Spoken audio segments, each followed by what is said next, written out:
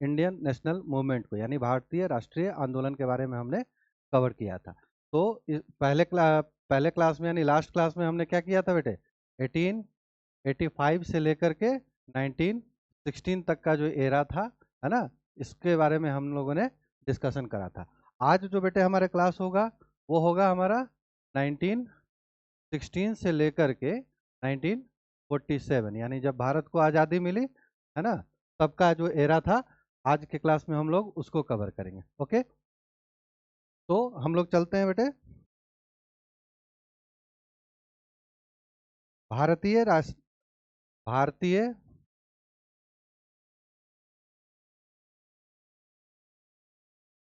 हम लोग चलते हैं बेटे आज के क्लास में Indian Indian national Indian national movement movement तो इंडियन नेशनल मूवमेंट का आज हम लोग पार्ट 2 डिस्कस करेंगे, है ना। पार्ट 2 डिस्कस करेंगे, जिसको कि फेमसली हमें गांधीयन एरा के भी नाम से बेटे जाना जाता है, ठीक है ना। इसकी शुरुआत होती है बेटे 1917 से लेकर के 1947 तक का जो एरा था, इसको हम लोग जो है इसमें कवर करने का प्रयास करेंगे, है ना। 1947 का जो एरा था, इसको बेटे हम लोग इसमें क्या करेंगे, कवर करने का प्रयास करेंगे। चलो, तो अब क्या होता है, अब तक हमने क्या देखा था, अब तक हमने देखा था नरम दल, कांग्रेस की स्थापना 1885 में होती है। फिर क्या होता है, नरम दल यानी मॉडरेट्स जो होते हैं, उनका जो टाइम फ्रेम था वो कब से कब था, 1885 से लेकर के 1905 तक। फिर क्या होता है, गरम दल वालों का आना होता है, यानी गरम दल वाले 1905 तक क्या होते हैं, गरम दल वालों के थ्रू राष्ट्रवाद का उत्थान, भारत में राष्ट्रवाद का अपलिफ्टमेंट काफी ज्यादा बढ़ जाता है। इसको दबाने के लिए क्या होता है, पार्टीशन ऑफ बंगाल एक्ट आता है, कब, 1905 में। जिसके बाद क्या होता है, स्वदेशी आंदोलन चलता है। ये सारी चीजें हम लोगों ने क्या की थी, इसमें कवर की थी। गदर क्रांति के बारे में हमने कवर किया था पिछले क्लासेस में। जिन बच्चों ने भी पिछले क्लासेस नहीं देखा है, प्लीज पिछले क्लासेस को देखें, और जो भी टॉपिक्स 1885 से लेकर के 1916 तक का उसमें कवर करें। तो ठीक है, तो यहाँ तक हमने देखा। फिर 1916 में हमने क्या देखा, 1907 में क्या होता है बेटे, 1907 में सूरत अधिवेशन में नरम दल और गरम दल वालों में विवाद बढ़ता है, और विवाद हिंसा में कन्वर्ट हो जाता है। और फिर क्या होता है बेटे, उसके बाद जो है कि आपका वो स्प्लिट हो जाता है कांग्रेस में, जिसको सूरत स्प्लिट भी क्या कहते हैं, जिसमें नरम दल और गरम दल अलग हो जाते हैं। उसके बाद क्या होता है बेटे, गदर पार्टी की स्थापना होती है 1913 में। उसको दबाने के लिए डिफेंस ऑफ इंडिया एक्ट 1915 में आता है, यानी कि भारतीय सुरक्षा अधिनियम 1915 में लाया जाता है। उसके तहत क्या होता है, राष्ट्रवाद को फिर दबाया जाता है। जब भी भारत में राष्ट्रवाद का उत्थान होता है, जब भी भारत में क्या होता है, राष्ट्रवाद का अपलिफ्टमेंट होता है बेटे, तब तक क्या होता है, तब तक क्या होता है, तब तक अंग्रेज क्या करते हैं, कोई ना कोई एक्ट ला करके उसे दबाने का प्रयास करते हैं। अब आते हैं हम लोग बेटे, इसमें क्या है, तो यहां तक हमने देखा। फिर होम रूल लीग की स्थापना हुई, दो होम रूल लीग की स्थापना हुई थी, एनी बेसेंट के द्वारा और बाल गंगाधर तिलक के द्वारा, है ना। उसके बाद क्या होता है, तो ये होम रूल लीग की स्थापना कब हुई थी, 1916 में, है ना। अब हम लोग आज से कवर करेंगे क्या, आज के लेक्चर में हम लोग कवर करेंगे बेटे 1917। 1917 में क्या होता है, अब क्या होता है बेटे, गांधी जो है, महात्मा गांधी, जिनको कि आज कहा जाता है, उनका पूरा नाम था मोहनदास करमचंद गांधी। मोहनदास करमचंद गांधी क्या होते हैं, पेशे से वकील होते हैं। जब भारत में उनकी वकालत नहीं चल पा रही थी, तो वो कहाँ जाते हैं, साउथ अफ्रीका जाते हैं, वकालत अपने करियर को एक सेफ देने के लिए, ठीक है, वहां जाते हैं। फिर क्या होता है वहां पर, तब जब भारत में राष्ट्रवाद का आंदोलन बढ़ रहा था, तो गांधी क्या होता है, वापिस आते हैं, कहाँ से, साउथ अफ्रीका से भारत, साउथ अफ्रीका से भारत वापिस आते हैं। कब आते हैं, 1915 में। 1915 में भारत आते हैं, और फिर क्या करते हैं, भारत भ्रमण शुरू कर देते हैं। क्या शुरू करते हैं, भारत भ्रमण शुरू करते हैं। अलग अलग हिस्सों में जा करके क्या करते हैं, भारत को समझने, भारत में जो उस वक्त समस्याएं थी, उन समस्याओं को समझने का प्रयास करते हैं। और फिर क्या होता है, और कांग्रेस के जो वार्षिक अधिवेशन, यानी कांग्रेस की जो एनुअल सेशंस एनुअल सेशन लग रही थी, उसमें भी क्या करते हैं, गांधी जी भाग लेने लगते हैं। ठीक है, तो हमने यहाँ तक ये देखा। अब गांधी क्या होता है, क्या होते हैं, भारत में आते हैं 1915 में। अब क्या होता है बेटे, इसी बीच में एक घटना घटती है बिहार के, कहाँ पे, बिहार के चंपारण जिले में। बिहार के चंपारण जिले में क्या होता है, 19वीं सदी के ही लगभग से वहाँ के जो किसान होते हैं उनको क्या होता है, अंग्रेज लोग है ना समझौते के तहत उन्हें मजबूर करते थे कि किस चीज के लिए, नील की खेती के लिए, इंडिगो की खेती के लिए, है ना। और उस वक्त क्या होता था बेटे, एक बहुत ही फेमस एक प्रणाली थी जिसको तीन कठिया प्रणाली कहा जाता है। क्या कहा जाता है, जिसको कि कठिया तीन कठिया प्रणाली, तीन कठिया प्रणाली कहा जाता है जिसको, है ना। अब इस तीन कठिया प्रणाली क्या थी, जो कि बिहार के चंपारण जिले में अंग्रेजों द्वारा जबरदस्ती कराई जाती थी। अब इस तीन कठिया प्रणाली में क्या होता था बेटे, कि लगभग आपको इस तीन कठिया प्रणाली में बेटे क्या होता था कि किसानों की जो जमीन थी उसमें उनको लगभग 3/20, है ना, 3/20 हिस्से, जो कि कितना होता है, 15% के आसपास होता है। तो इतने हिस्सों में बेटे क्या करना पड़ता है, क्या क्या करना पड़ता था उनको, मजबूरन, उनको क्या करना पड़ता था, मजबूरन नील की खेती करनी पड़ती थी, मजबूरन नील की खेती करनी पड़ती थी, है ना, नील की खेती करनी पड़ती थी, ठीक है।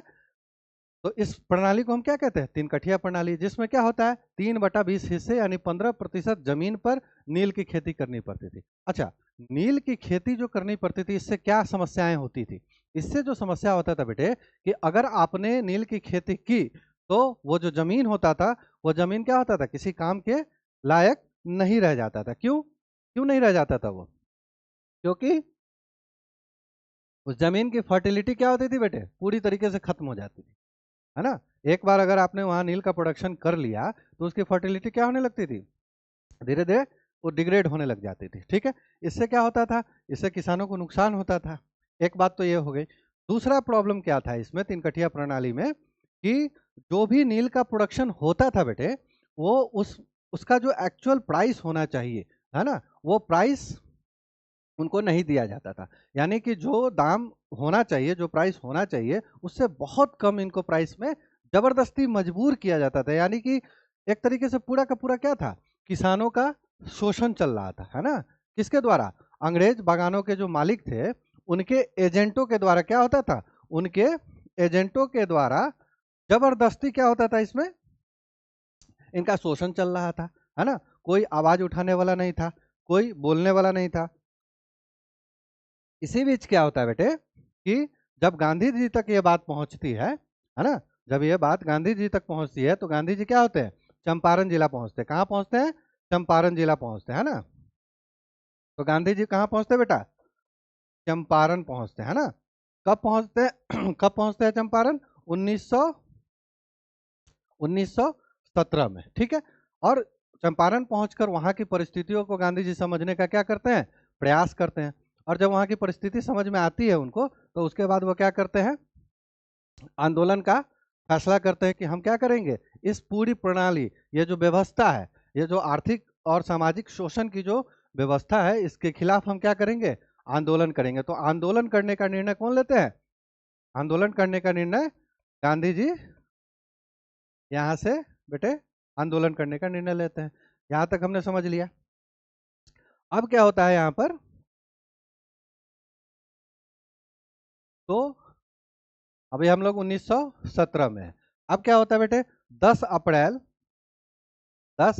1917 में क्या होता है, चंपारण सत्याग्रह, चंपारण सत्याग्रह होता है, ठीक है। चंपारण सत्याग्रह की शुरुआत होती है कब, 10 अप्रैल 1917 में चंपारण सत्याग्रह की क्या होती है, शुरुआत होती है ना।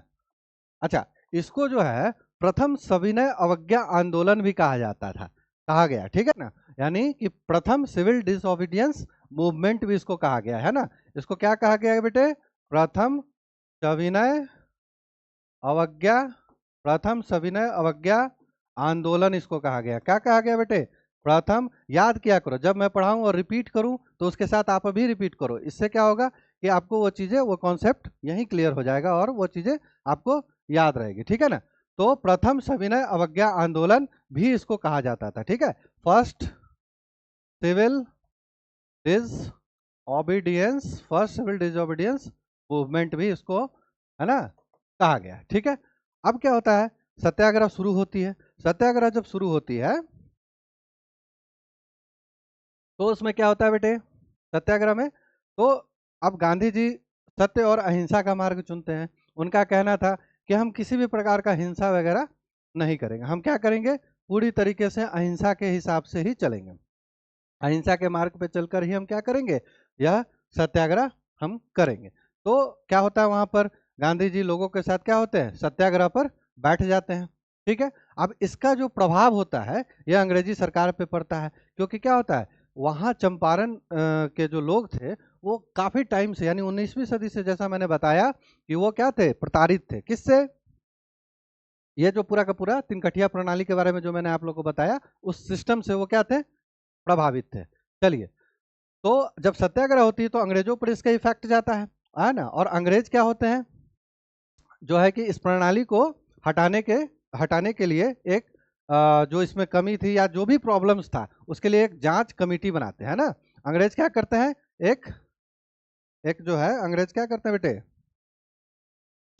एक जांच कमेटी बनाते हैं। क्या बनाते हैं बेटे, अंग्रेज एक जांच कमेटी बनाते हैं, जिसमें, है ना, गांधी जी भी क्या होते हैं, गांधी जी भी इसके गांधी जी भी इसके सदस्य बनते हैं। क्या बनते हैं, इस जांच कमेटी के क्या होते हैं, गांधी जी भी सदस्य बनते हैं। अब इस जांच कमेटी के रिकमेंडेशन पर ही, इस जांच कमेटी के जो है कि सुझाव पर क्या होना था, इस पूरी प्रणाली को चेंज करना था। तो क्या होता है, 1918 में, है ना, 1918 में चंपारण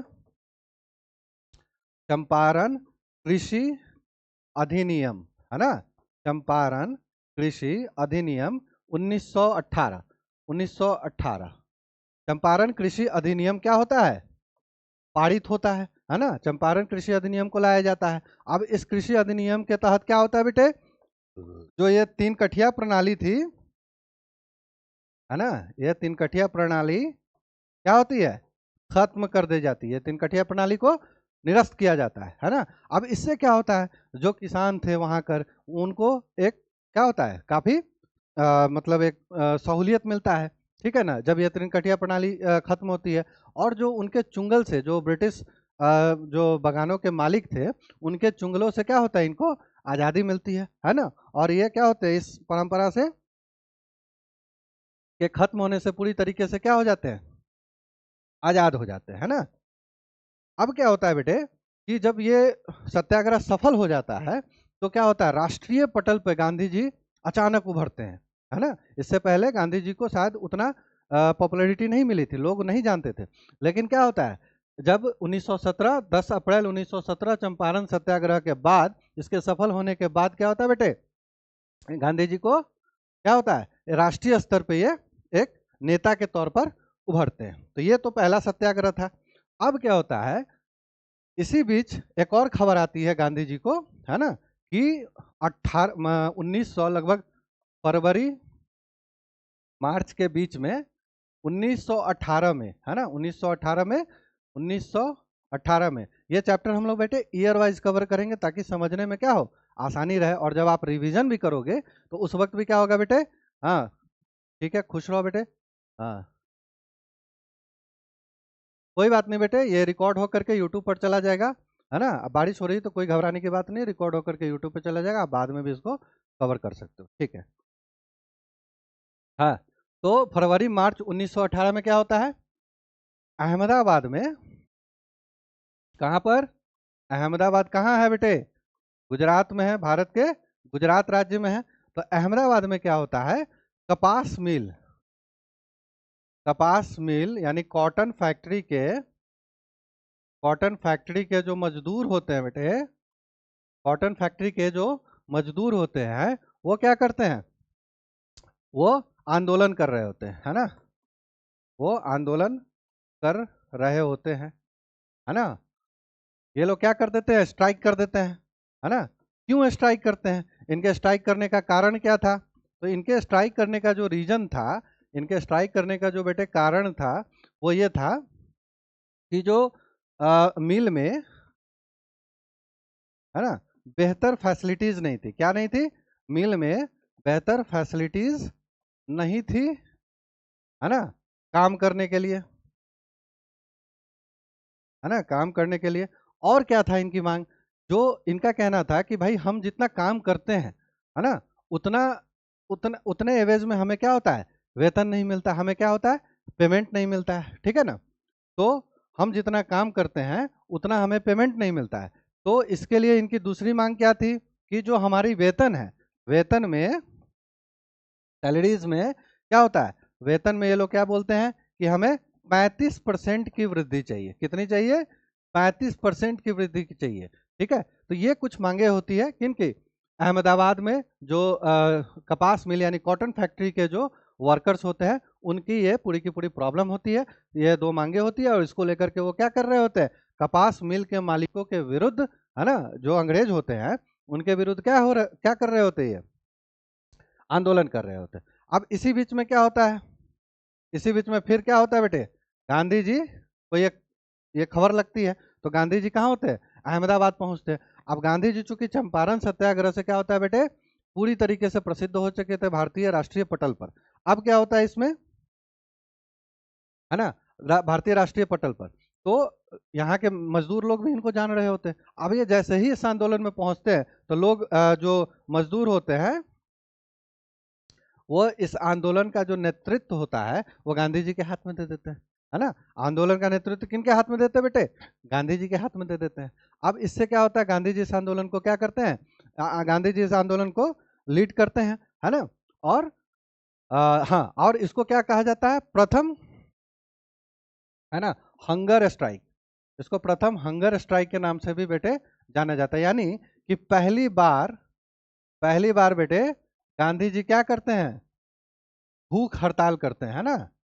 भूख हड़ताल करते हैं कहाँ पर? अहमदाबाद के, अहमदाबाद के ये जूट मिल में, ठीक है ना। अब इससे क्या होता है? इससे भी अंग्रेजों पर इम्पैक्ट पड़ता है, इसका प्रभाव पड़ता है, और इसके फलस्वरूप क्या होता है? मजदूरों की मांग मान ली जाती है और यह भी आंदोलन क्या होता है बेटे? सफल हो जाता है, ठीक है। अब चलते हैं हम लोग नेक्स्ट आंदोलन पे। अब क्या होता है बेटे? 22 मार्च से लेकर के, है ना, 22 मार्च से लेकर के 5 जून तक, है ना, 22 मार्च 1918, अभी हम लोग 1918 कवर कर रहे हैं, है ना, से लेकर के 1918 1918 तक बेटे क्या होता है? 1918 तक एक और मूवमेंट चलता है, ठीक। अब क्या होता है? गुजरात में ही, है ना, गुजरात में, है ना, एक जगह होता है जिसका नाम होता है खेड़ा। क्या नाम होता है? खेड़ा। यह एक ग्रामीण एरिया होता है ना। ये खेड़ा क्या होता है? एक ग्रामीण क्षेत्र होता है ना। इसमें क्या होता है? गांव होता है। तो इसमें क्या होता है बेटे? यहाँ पे क्या प्रॉब्लम आती है? यहाँ पे क्या होता है कि सूखा पड़ता है ना। 1918 में क्या होता है? सूखा पड़ जाता है यहाँ पे, जिससे क्या होता है बेटे? फसल नष्ट हो जाती है। क्या हो जाती है? फसल नष्ट हो जाती है, ठीक। फसल नष्ट हो जाती है। अब ये लोग क्या होते हैं? कर यानी टैक्स देने में, है ना, असक्षम होते हैं। टैक्स देने में असक्षम हो जाते हैं। कैसे टैक्स देंगे जब इनका फसल ही नष्ट हो गया? तो टैक्स कैसे देंगे, है ना। ये बात ये लोग क्या करते हैं? अंग्रेजों के सामने रखते हैं, जो लोग टैक्स लेने आते हैं। तो लेकिन अंग्रेज मानते नहीं, है ना। अंग्रेज मानते नहीं है। वो क्या कहते हैं कि नहीं, फसल बर्बाद हुई है या कुछ भी हुआ है उससे हमें कोई लेना देना नहीं, जो टैक्स फिक्स है वो आपको देना पड़ेगा। आप किसान बड़ी प्रॉब्लम में आ जाते हैं, है ना। कि भैया फसल तो एक तो हमारी नष्ट हो गई, ऐसे ही हमारा नुकसान हो गया, और ऊपर से ये लोग जबरदस्ती टैक्स मांग रहे हैं हमसे। अब इससे क्या होता है? पूरा का पूरा सीन बेटे चेंज हो जाता है। अब क्या होता है जब ये बात, है ना, गांधी जी तक पहुंचती है, तो गांधी जी क्या होता है बेटे? गांधी जी, है ना, खेड़ा डिस्ट्रिक्ट में पहुंचते हैं, है ना। और गांधी जी क्या बोलते हैं? गांधी जी का कहना था, गांधी जी लोगों से यह अपील करते हैं, है ना, कि शांतिपूर्ण तरीके से, है ना, शांतिपूर्ण तरीके से, है ना, शांतिपूर्ण तरीके से क्या है, आपको कर नहीं देना है, यानी कि आपको किसी तरह की हिंसा विंसा नहीं करनी है ना, लेकिन आपको कर भी नहीं देना है। ठीक, इसी में क्या होता है बेटे, एक एक व्यक्ति होते हैं, उनका नाम होता है वल्लभ भाई पटेल।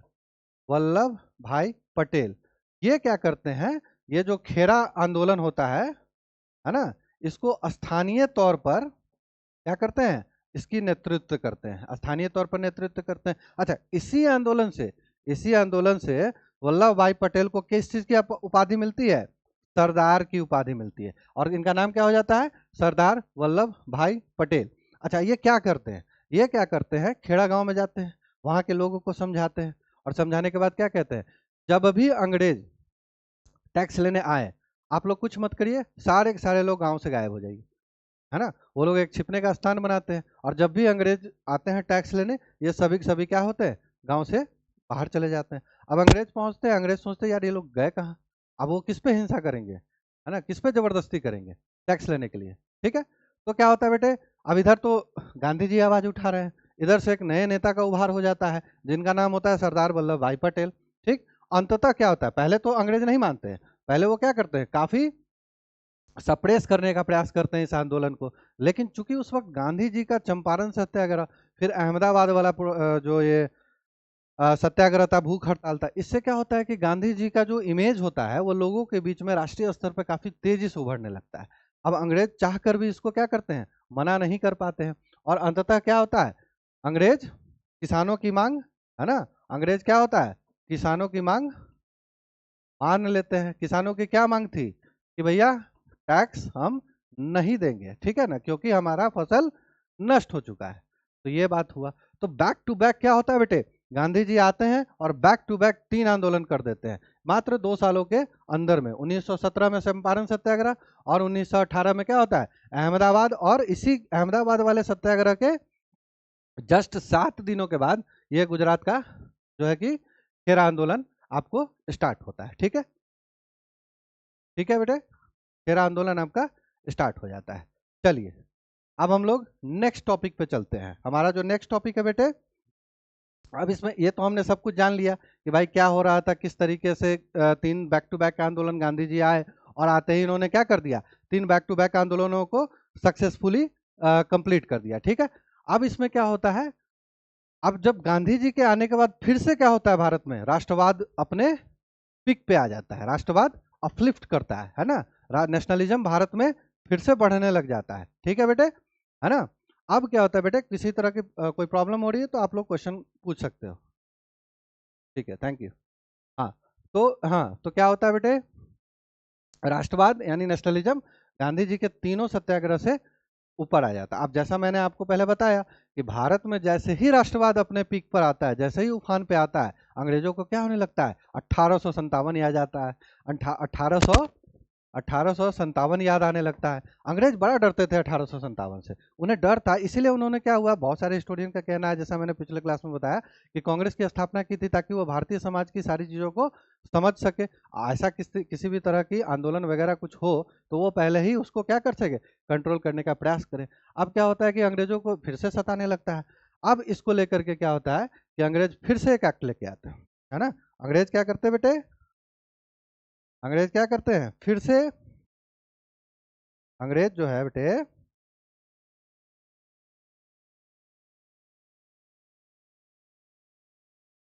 अंग्रेज जो है बेटे फिर से क्या करते हैं, एक एक्ट लेके आते हैं जिसका नाम होता है रॉलेट, जिसका नाम होता है रॉलेट एक्ट। क्या नाम होता है बेटे, रॉलेट एक्ट। ये कब आता है, 1919 में, है ना, रॉलेट एक्ट, है ना।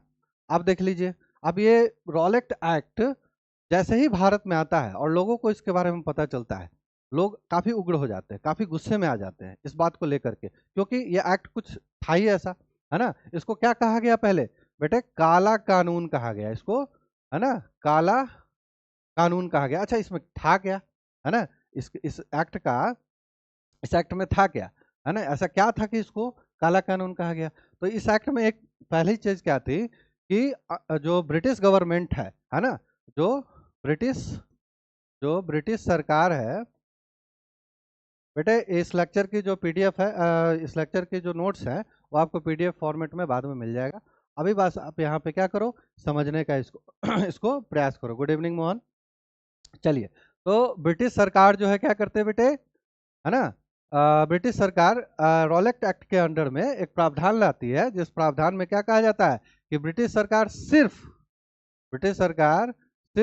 शक के आधार पर, ब्रिटिश सरकार क्या करेगी, सिर्फ शक के आधार पर किसी को भी गिरफ्तार कर सकती है ना। इस एक्ट में यह प्रावधान था कि ब्रिटिश सरकार सिर्फ शक के आधार पर, है ना, किसी को भी शक के आधार पर क्या करेगी, किसी को भी गिरफ्तार कर 2 साल तक, है ना, जेल में रख सकती है। किसी को भी गिरफ्तार कर क्या कर सकती है बेटे, 2 साल तक जेल में रख सकती है। कौन, ब्रिटिश सरकार, है ना। जिसपे भी शक आया उसको उठा लेंगे, है ना, क्योंकि भारत में राष्ट्रवाद क्या हो रहा था, चरम पे हो रहा था, ब्रिटिश डर रहे थे, इसलिए उन लोगों ने क्या किया, इस तरीके की एक्ट लाया। अब बताओ इसका कोई मतलब है कि आपको जब मन होगा, जिस पर भी मन होगा आप उसको उठा लोगे, है ना, और उसको क्या करोगे, 2 साल तक जेल में रखोगे। अच्छा, बिना अदालत के, यानी उसको आप अदालत में भी पेश नहीं करना है।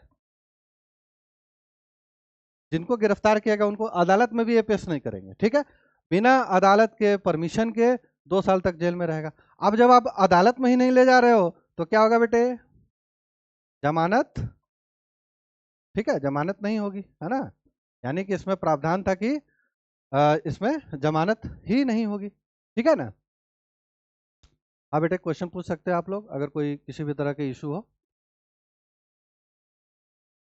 हाँ ठीक है, चलिए, ठीक है। उसके बाद क्या होता है बेटे, इसमें जो भी तो ये चीजें होती है। उसके बाद जो प्रेस होता है, समाचार पत्र निकालने वाली जो एजेंसीज होती है, उन पर क्या होता है, सेंसरशिप लगाया जाता है, उनको कंट्रोल करने का प्रयास किया जाता है, ठीक है। क्या होता है बेटे, प्रेस को प्रेस को क्या होता है, कंट्रोल, है ना, कंट्रोल किया जाने लगता है।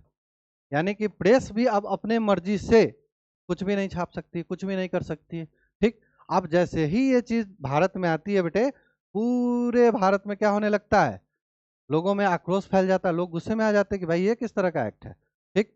अब क्या होता है, इसी बीच क्या होता है बेटे, गांधी जी, ठीक है ना, गांधी जी क्या करते हैं, इसके विरोध में आ जाते हैं। और गांधी जी जब इसके विरोध में आते हैं तो गांधी जी लोगों से क्या अपील करते हैं, लोगों से अपील करते हैं कि भैया शांति से, है ना, फिर से इनकी वही बात आती है, शांति और अहिंसा, यानी बिना हिंसा किए, शांति और बिना हिंसा किए क्या करना हमें, शांति और बिना हिंसा किए हमें क्या करना है, सत्याग्रह करना है ना। गांधी जी का कहना था कि हम इस कानून के विरोध में क्या करेंगे, हम सत्याग्रह करेंगे। तो गांधी जी लोगों से अपील करते हैं। अब चूंकि मैंने आपको बताया कि 1918 आते आते क्या हुआ था बेटे, गांधी जी पूरी तरीके से पूरे भारत में, है ना, काफी फेमस हो चुके थे, ठीक है, काफी लोगों के बीच में प्रसिद्ध हो चुके थे। अब जैसे ही गांधी जी अपील करते हैं, पूरा देश क्या होता है ना, रॉलेट एक्ट के खिलाफ क्या होता है, पूरा देश फिर से एकत्रित हो जाता है। रॉलेट एक्ट के खिलाफ पूरा देश क्या हो जाता है बेटे, फिर से एकत्रित हो जाता है, एक हो जाता है। और अंग्रेजों के विरुद्ध क्या होने लगता है, फिर से आंदोलन की शुरुआत हो जाती है। चलिए, अब इसी बीच में क्या होता है बेटे, अब इसी बीच में, हाँ, नेक्स्ट स्लाइड है। अब इसी बीच में क्या होता है बेटे, अभी हम लोग किस में है, 1919 में है।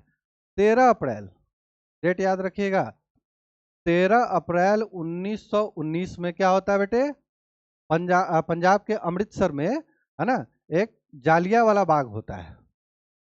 जालियावाला जालियावाला बाग होता है, ठीक है।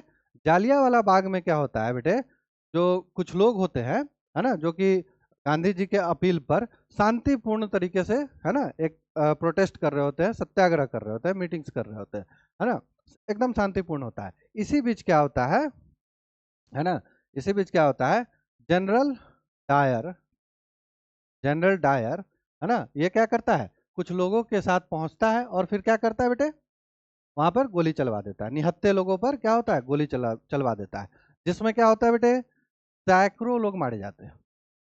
सैकड़ों जो लोग होते हैं, है ना, सैकड़ों निहत्थे लोग जो होते हैं वो क्या होते हैं, मारे जाते हैं, है ना, सैकड़ों निहत्थे लोग मारे जाते हैं। ये ब्रिटिश सरकार का क्या होता है, ये एक इसको क्या कह सकते हैं आप, क्रूरता का सिंबोलिज्म कह सकते हैं, है ना, कि निहत्थे लोग हैं, शांतिपूर्ण तरीके से अपना विरोध प्रदर्शन कर रहे हैं और ये लोग क्या कर रहे हैं, जा करके उनको डायरेक्ट, है ना, उन पर गोली चलवा दे रहे हैं।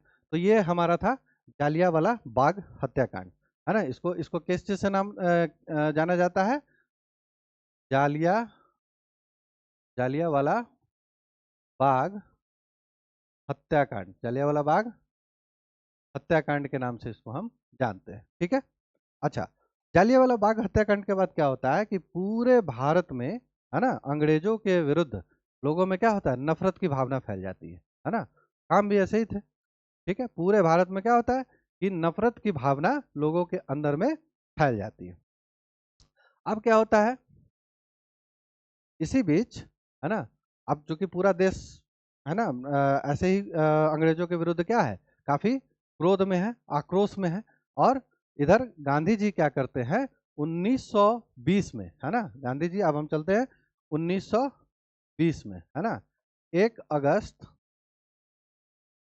1920 में क्या शुरू होता है बेटे, 1 अगस्त 1920 में, 1 अगस्त 1920 में, है ना, असहयोग आंदोलन, असहयोग आंदोलन की शुरुआत होती है ना, असहयोग आंदोलन की शुरुआत होती है, ठीक है। तो 1 अगस्त 1920 में क्या होता है, non cooperation non cooperation movement non cooperation movement की शुरुआत होती है। इसका नेतृत्व कौन करते हैं इसका नेतृत्व गांधी जी करते हैं, ठीक है। अब हम लोग पहुंचे हैं 1920 में। तो अब इसका नेतृत्व कौन कर रहे हैं, इसका नेतृत्व कर रहे हैं बेटे गांधी जी नेतृत्व कर रहे हैं, ठीक है। तो ये, अच्छा, ये हुआ क्यों, है ना, इस आंदोलन की आवश्यकता क्यों पड़ी। तो इस आंदोलन का जो कारण था, पहला कारण तो था कि चलिए रॉलेट एक्ट आया है, तो इसके विरोध में तो, रॉलेट एक्ट के विरोध में तो करना ही था आंदोलन। लेकिन इसी बीच में क्या होता है बेटे, जालियांवाला बाग हत्याकांड भी हो जाता है। क्या हो जाता है, जालियांवाला बाग हत्या हत्याकांड भी इसमें आपको की हो जाता है, ठीक। तो इससे और आक्रोश बढ़ जाता है। अच्छा, गांधी जी अपील करते हैं लोगों से, आम लोगों से भी, कि आप लोग भी क्या हुई इस आंदोलन में जुड़िए। इससे पहले जितने भी आंदोलन हुए थे, जैसे स्वदेशी आंदोलन, इन सब में क्या था कि जो नेता वर्ग के लोग थे वही लोग क्या करते थे, आंदोलन में भाग लेते थे। लेकिन ये पहला आंदोलन था जिसमें क्या था, आम जनता भी आम जनता भी क्या होने लगी बेटे, आम जनता भी इसमें भाग लेने लगी। गांधी जी के अपील पर आम जनता भी इसमें क्या लेने लगी, भाग लेने लगी। चलिए, तो यहाँ तक हमने देख लिया। अब आते हैं असहयोग आंदोलन, नॉन कोऑपरेशन मूवमेंट। अब इसका क्या मतलब होता है बेटे, है ना, ये जो नाम दिया गया इसका क्या मतलब है, असहयोग, यानी कि अंग्रेजों को, गांधी जी का कहना था कि अंग्रेजों को हम किसी भी मामले में क्या करेंगे, सहयोग नहीं करेंगे, है ना, किसी भी मामले में। तो अब सवाल आएगा कि भैया हम लोग क्या कोई सहयोग कर रहे थे क्या, तो बिल्कुल सहयोग कर रहे थे। जैसे कई भारतीय लोग जो अंग्रेजों की जो सिविल सर्विसेज थी उसमें जॉब कर रहे थे, है ना। अंग्रेजों द्वारा, जैसा कि मैंने पिछले क्लास में बताया, 1861 में क्या हुआ था, इंडियन लेजिस्लेटिव काउंसिल बनाया गया था। उस लेजिस्लेटिव काउंसिल में क्या होता है बेटे, भारतीय लोगों को शामिल किया जाता है। फिर 1892 में उसको थोड़ा सा मॉडिफाई किया जाता है। फिर 1909 के पार्लियामेंट्री फॉर्म में भी उसको क्या किया जाता है, थोड़ा सा रिफॉर्म किया जाता है ना। तो उसमें भी कई सारे भारतीय लोग थे। उसके बाद ब्रिटिश द्वारा चलाए जा रहे स्कूल कॉलेजेस में भी कई भारतीय लोग थे। अदालतों में कई वकील क्या कर रहे थे, प्रैक्टिस कर रहे थे। तो गांधी जी सभी लोगों से अपील करते हैं कि आप क्या कीजिए, ब्रिटिश को बिल्कुल भी कोऑपरेट नहीं कीजिए, किसी भी चीजों में कोऑपरेट नहीं कीजिए। तो जब ये आंदोलन पीक पे आता है, जब ये आंदोलन बेटे क्या होता है, पीक पे आता है, जब इसकी शुरुआत होती है, तो जो लोग होते हैं, है ना, भारतीय लोग क्या करने लग जाते हैं, भारतीय लोग अंग्रेजों की जो स्कूल कॉलेज वगैरह होता है, अंग्रेजों की जो स्कूल कॉलेज वगैरह होता है, उससे मतलब उसको छोड़ने लग जाते हैं छात्र वगैरह, है ना। उसके बाद दूसरा क्या होता है, वकील जो होते हैं, वकील लोग क्या होते हैं, अदालतें जाना बंद कर देते हैं, अदालतों का क्या करते हैं, बहिष्कार शुरू कर देते हैं। उसके बाद क्या होता है, जो लेजिस्लेटिव काउंसिल होती है, लेजिस्लेटिव काउंसिल का भी से भी क्या होता है, भारतीय लोग इस्तीफा दे देते हैं। अच्छा, उसके बाद फोर्थ में क्या होता है कि जो भी अंग्रेज मतलब इंग्लैंड से जो भी सामान, कपड़े वगैरह ये सब जो भारत आ रहे थे, तो बिल्कुल स्वदेशी आंदोलन के तर्ज पर क्या किया जाता है, उन जो निर्यातक सामान था उसका क्या किया जाता है, बहिष्कार किया जाता है ना। और बहिष्कार का सिंबोलिज्म क्या होता है, सभी को एक जगह ला करके क्या करते हैं, जला देते हैं। तो ये सारी चीजें हमारी, है ना, होने लगी। लोग क्या करने लगे, स्कूल कॉलेज अदालत इन सब का क्या करने लगे, बहिष्कार करने। इसी बीच में क्या होता है, हमारे फेमस कवि रविंद्रनाथ टैगोर क्या करते हैं, रविंद्रनाथ टैगोर रविंद्रनाथ टैगोर जो होते हैं, वो नाइटहुड की उपाधि ब्रिटिश इनको दिए होते हैं ना, नाइटहुड की उपाधि ब्रिटिश दिए होते हैं। इसको भी क्या करते हैं, वो वापस कर देते हैं। नाइटहुड की उपाधि को क्या करते हैं, ब्रिटिश को वापस कर देते हैं। अब इसी बीच गांधी जी भी क्या करते हैं, गांधी जी कैसर ए हिंद की जो उपाधि उनकी होती है उसको भी ये वापस कर देते हैं। अच्छा, ये कैसर ए हिंद की उपाधि इनको मिली कैसे, तो 1905 में अफ्रीका में अपनी वर्चस्व की लड़ाई के लिए बेटे क्या होता है, इंग्लैंड और फ्रांस में युद्ध चल रहा होता है, ठीक। अब गांधी जी वहाँ पहुँचते हैं, हाँ, और अंग्रेजों से बोलते हैं कि हम आपकी मदद करना चाहते हैं इसमें। तो अंग्रेज मानते नहीं, तो फिर भी गांधी जी वहाँ पर डटे रहते हैं। और जो अंग्रेज सैनिक घायल होते हैं वो उनको क्या करते हैं, एम्बुलेंस में ले जाकर उनकी देखभाल करने का काम करते हैं। इससे प्रसन्न होकर ब्रिटिश क्या करते हैं, इनको कैसर ए हिंद की उपाधि देते हैं। और जो अंग्रेजों की जो सेना थी उसमें एक प्रमुख पद होता था सार्जेंट मेजर। सार्जेंट मेजर का भी पद किसको दिया जाता है, गांधी जी को दिया जाता है, ठीक है बेटे। तो सार्जेंट मेजर का भी पद जो है कि गांधी जी को इसमें दिया जाता है। चलिए, तो अब क्या होता है, तो हमने ये देख लिया कि क्या होता है, स्कूल कॉलेज वगैरह वगैरह इन सब का बहिष्कार होता है, लेजिस्लेटिव काउंसिल इन सब का क्या होता है, बहिष्कार होता है, निर्यातक सामान इन सब का बहिष्कार होता है, उपाधियों को क्या करने लगते हैं लोग, वापिस करने लग जाते हैं। पूरे देश में क्या होता है, एक असहयोग का माहौल बन जाता है, ठीक है। यानी कि अब अंग्रेज को कोई भी कोऑपरेट नहीं कर रहा होता है। अब ये जो असहयोग आंदोलन होता है बेटे, ये हमारा 1920 से लेकर के कब तक चलता है, 1922 तक चल रहा होता है, ठीक है। अब इस आंदोलन का तो हमने देख लिया प्रभाव क्या था, है ना, कारण क्या था हमने ये भी समझ लिया, ठीक। प्रभाव और कारण को हमने क्या कर लिया, डिस्कस कर लिया। अब इसके बाद क्या होता है बेटे, हाँ, प्रभाव और कारण हमारे क्या हो गए, डिस्कस हो गए।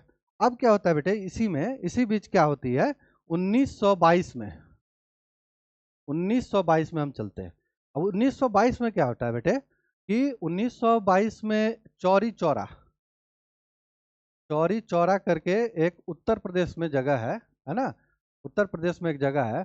वहां पे क्या होता है कि लोग जो होते हैं वो शांतिपूर्ण तरीके से क्या हो रहा है, अपना विरोध प्रदर्शन कर रहे होते हैं।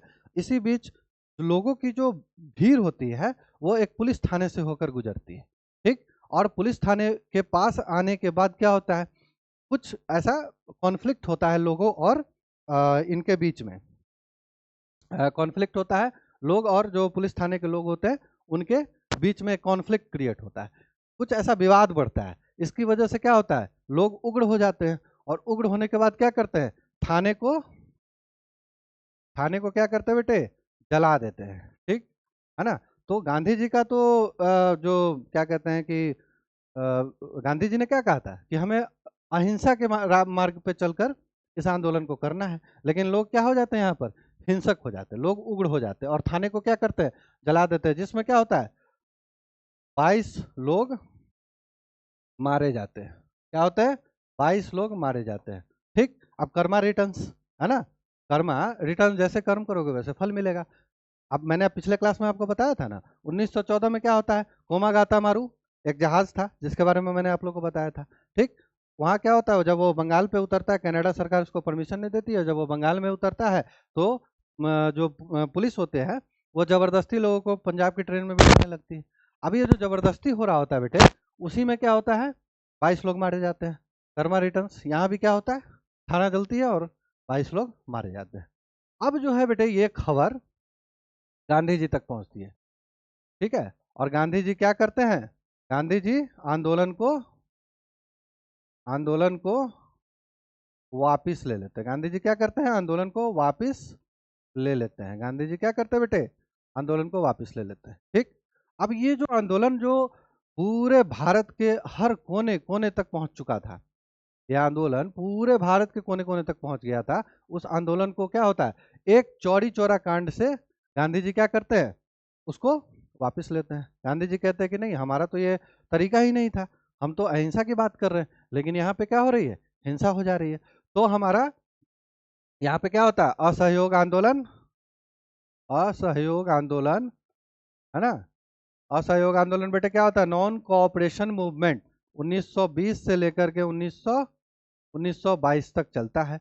2 साल ये चलता है, वापिस क्या होता है, इससे क्या होता है, गांधी जी इसको वापस ले लेते हैं। अच्छा, इसका इम्पैक्ट बेटे, इसका इम्पैक्ट अंग्रेजों पे तो पड़ता ही है। पहली बात, इम्पैक्ट क्या पड़ता है कि जो भी निर्यातक सामान वगैरह थे वो क्या होते हैं बेटे, निर्यातक सामान में कमी आती है, जिससे कि अंग्रेज को क्या होता है, आर्थिक नुकसान होने लगता है।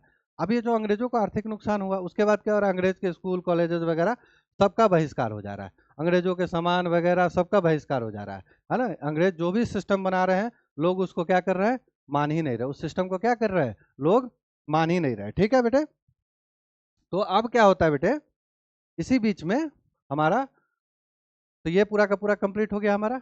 ठीक, असहयोग आंदोलन के बारे में हमने चर्चा कर ली। असहयोग आंदोलन के बाद बेटे क्या होता है आपका, हाँ, उसके बाद जो 1922 से लेकर के 1930 तक का जो समय होता है, ठीक है, इस बीच कोई आंदोलन, है ना, गांधी जी के द्वारा शुरू नहीं किया जाता। इस बीच क्या होता है बेटे, कोई भी आंदोलन गांधी जी के द्वारा शुरू नहीं किया जाता है। ठीक, अब क्या होता है इसमें, कोई भी आंदोलन क्या होता है बेटे, गांधी जी के द्वारा शुरू नहीं किया जाता है। अब इस जो गैप होता है, इस गैप को फिल करने कौन आ जाते हैं, इस गैप को फिल करने आ जाते हैं, एक नए वर्ग का जन्म होता है इसमें। ठीक, अच्छा, जो असहयोग आंदोलन गांधी जी जो वापस लिए होते हैं, इसमें क्या होता है बेटे, लोग जो होते हैं काफी नाराज हो जाते हैं, कई लोग काफी नाराज हो जाते हैं गांधी जी से। ठीक है, जिसमें कि भगत सिंह वगैरह, ये राजगुरु, ये लोग क्या होते हैं, बहुत इंपॉर्टेंट होते हैं फिगर्स। ये लोग क्या करते हैं, गांधी जी के इस आंदोलन से काफी नाराज होते हैं। उनका ऐसा कहना था कि भाई आप, पूरे देश का आंदोलन है, ठीक, देश के कोने कोने में फैला हुआ है, और इसमें गांधी जी जब इस आंदोलन को शुरू कर रहे होते, उस वक्त उन्होंने एक बात कही थी कि इस आंदोलन के शुरू होने के 1 साल के बाद ही क्या होगा, हम अंग्रेजों को यहाँ से भगा देंगे, और पीसफुल तरीके से, जो कि हाइपोथेटिकल लगता है ना, कि पीसफुल तरीके से वो कैसे भागेंगे, तो पीसफुल तरीके से हम क्या करेंगे, भगा देंगे, और फिर क्या होगा, भारत आजाद हो जाएगा। अब लोग तो इसी इसी मकसद से जुड़े थे, है ना, और गांधी जी की छवि के कारण भी जुड़े थे लोग, है ना। लोगों को क्या होता है, इस दोनों में एक सेटबैक लगता है, लोग भी क्या होते हैं, पूरी तरीके से निराश हो जाते हैं, है ना। लोग क्या होते हैं बेटे, पूरी तरीके से निराश हो जाते हैं। ठीक, अब क्या होता है इसमें कि ये जो फेज होता है, तो जो निराश लोग होते हैं, है ना, उन्हीं में से कई लोग क्या होते हैं, क्रांतिकारियों के रूप में, है ना, आना शुरू हो जाते हैं। जैसे ये फेज जो होता है, ये फेज किसका होता है, रिवॉल्यूशनरीज का होता है। ये फेज किसका होता है, ये फेज होता है आपको रिवॉल्यूशनरीज का होता है। हाँ, क्या मोहर, क्या पूछ रहे हो, जालियावाला, हाँ, जालियावाला बाग हत्याकांड मैंने बताया आपको, 13 अप्रैल आपको क्या होता है, 1919 को जालियावाला बाग हत्याकांड होता है। ठीक है बेटे, चलिए अब हम लोग आते हैं, हाँ, अब हम लोग बेटे पहुंचते हैं, तो क्या होता है, 13 अप्रैल 1930, हाँ, ये बता दिया जालियावाला बाग। अब 1922 से 1930 के बीच में क्या होता है, इसको जरा हम लोग डिस्कस करते हैं। तो 1922 से लेकर के 1930 का जो समय होता है, इसमें क्या क्या घटनाएं होती है। ठीक है, अब क्या होता है, क्रांतिकारियों का जो है समूह आना शुरू हो जाता है, समूह जन्म लेता है, जिसमें प्रमुख नेता कौन कौन होते हैं बेटे, क्रांतिकारियों के समूह के प्रमुख नेता कौन कौन होते हैं, चंद्रशेखर आजाद, चंद्रशेखर आजाद, चंद्रशेखर आजाद, राम प्रसाद बिस्मिल, राम प्रसाद बिस्मिल, बिस्मिल, है ना, मोहन सिंह, ये लोग है ना, ये लोग क्या करते हैं, इनका एक समूह होता है। ये लोग क्या करते हैं बेटे, 1924 में, कब, 1924 में क्या बनाते हैं, हिंदुस्तान, क्या बनाते हैं, Hindustan Republic, Hindustan Republic association, है ना, हिंदुस्तान रिपब्लिक एसोसिएशन। अच्छा, जिसको कि हम लोग शॉर्ट फॉर्म में क्या कहते हैं, HRA, हिंदुस्तान रिपब्लिक एसोसिएशन। तो बेटे HRA का क्या काम होता है, ये क्यों बनाया गया था, ठीक। अब जो लोग होते हैं वो तो एक असहयोग आंदोलन के वापस लेने से एक तो ऐसे ही नाराज होते हैं लोग। अब क्या होता है इसमें कि लोग जो नाराज वर्ग होता है वो क्रांतिकारियों के रूप में आते हैं। अब इनका कहना था कि भैया ये सत्य अहिंसा ये सबसे क्या होने वाला है, कुछ नहीं होने वाला है, ठीक है। अंग्रेजों को उसी की भाषा में जवाब देना पड़ेगा, ठीक है ना, अंग्रेजों को उसी की भाषा में क्या करना होगा, जवाब देना होगा, ठीक है ना। लॉज ऑफ मोशन के थर्ड रूल के हिसाब से ही क्या होना है, every action has a equal and opposite reaction, ठीक है। महर्षि कनाद का जो थर्ड लॉ ऑफ मोशन था उसमें यही बताया गया है। तो 1924 में क्या होता है, हिंदुस्तान रिपब्लिक एसोसिएशन की इसलिए स्थापना होती है कि अब आंदोलन जो है दूसरे तरीके से होगा, अब आंदोलन अहिंसक नहीं, अब हिंसक तरीके से होगा। इसी बीच में क्या होता है बेटे, अगस्त 1925 में क्या होता है बेटे, अगस्त 1925 में फेमस काकोड़ी कांड होता है, काकोड़ी कांड होता है, क्या होता है बेटे, काकोड़ी कांड होता है। अब काकोड़ी कांड क्या रहता है, क्या होता है, काकोड़ी एक जगह होता है ना। काकोड़ी कांड में क्या होता है बेटे, जो काफी सारी व्यापारिक सामान या हथियार वगैरह एक ट्रेन में भरकर जा रही होती है। तो काकोड़ी नाम के जगह पर क्या होता है बेटे, है ना, हिंदुस्तान रिपब्लिक एसोसिएशन के जो नेता लोग थे, जैसे कि राम प्रसाद बिस्मिल, राम प्रसाद बिस्मिल, राम प्रसाद बिस्मिल, आजाद, चंद्रशेखर आजाद, ठीक है, राम प्रसाद बिस्मिल, चंद्रशेखर आजाद, और भी बहुत सारे लोग थे, अली इमाम, अली इमाम, है ना, अली इमाम, भगवान सिंह, ये सारे के सारे जो लोग होते हैं बेटे, ये लोग क्या करते हैं, ये लोग एक मीटिंग करते हैं और मीटिंग करके क्या करते हैं, ट्रेन को लूटने का प्लान बनाते हैं और जाकर के उसको अंजाम भी देते हैं। तो क्या होता है, काकोरी में ट्रेन को लूटा जाता है, ठीक है, हथियारों से भरे ट्रेन को क्या होता है, लूट कर उसको अहिंसक तरीके से, हिंसक सॉरी हिंसक तरीके से उसको लूटा जाता है, जिससे क्या होता है, अंग्रेजों का बहुत नुकसान होता है, ठीक। अब क्या होता है, अंग्रेज इससे क्या होते हैं, बौखला जाते हैं, ठीक। और अंग्रेज क्या करते हैं, एकदम जो एक क्रूअल सप्रेशन जिसको कहा जाता है ना, क्रूरता से दमन करना, है ना, अंग्रेज क्या करते हैं, क्रूरता से दमन करते हैं। किसका दमन करते हैं, ये हिंदुस्तान रिपब्लिक एसोसिएशन वाले मेंबर्स जो कि काकोरी कांड को अंजाम दिए होते हैं, ठीक। अच्छा, अब इसमें क्या होता है, चंद्रशेखर आजाद को छोड़कर, चंद्रशेखर आजाद को छोड़कर बाकी सब पकड़े जाते हैं। चंद्रशेखर आजाद को छोड़कर क्या होता है, बाकी सब पकड़े जाते हैं और सबकी क्या हो जाती है, सबको फांसी की सजा दे दी जाती है। लेकिन चंद्रशेखर आजाद क्या होता है, नहीं पकड़े जाते। चलिए, चंद्रशेखर आजाद क्या होता है, बाद में अल्फ्रेड नेशनल पार्क में, है ना, अंग्रेज उनको घेर लेते हैं और वो उनका अपना एक स्वाभिमान होता है कि हम अंग्रेजों की गोली से नहीं मारे जाएंगे, और वो क्या होते हैं, खुद को गोली मार लेते हैं, ठीक। चलिए, तो अब इसी बीच में क्या होता है बेटे, 1928 में, अब चूंकि जो हिंदुस्तान रिपब्लिक एसोसिएशन के जो पहले के जो मेंबर्स थे, ये सारे के सारे, है ना, सबको फांसी दे दी जाती है। अब बचते हैं कौन, चंद्रशेखर आजाद। तो 1928 में चंद्रशेखर आजाद और द फेमस भगत सिंह क्या करते हैं, चंद्रशेखर आजाद को ज्वाइन करते हैं, ठीक। और ये जो हिंदुस्तान रिपब्लिक एसोसिएशन होता है, इसका नाम बदल कर क्या कर देते हैं, Hindustan socialist, Hindustan socialist socialist Republic association, है ना, ठीक, हिंदुस्तान सोशलिस्ट रिपब्लिक एसोसिएशन। अच्छा, तो ये तो फॉर्म हो जाती है। अच्छा, इसी बीच में क्या होता है, फेमस सॉन्डर्स की जो है मृत्यु होती, सॉन्डर्स की क्या होती है, हत्या की जाती है। ठीक, कब, 1928 में।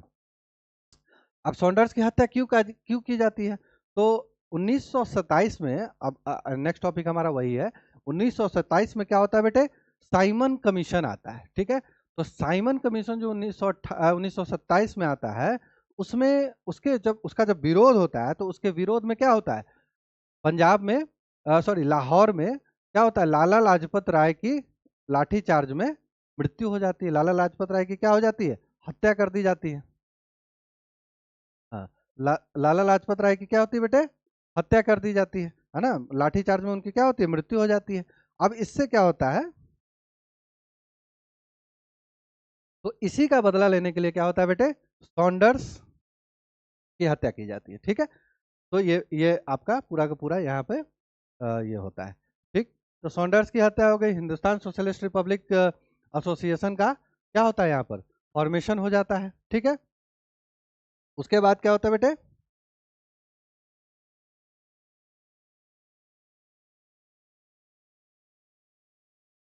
हाँ, अब हम चलते हैं बेटे अपने नेक्स्ट टॉपिक पे, साइमन कमीशन।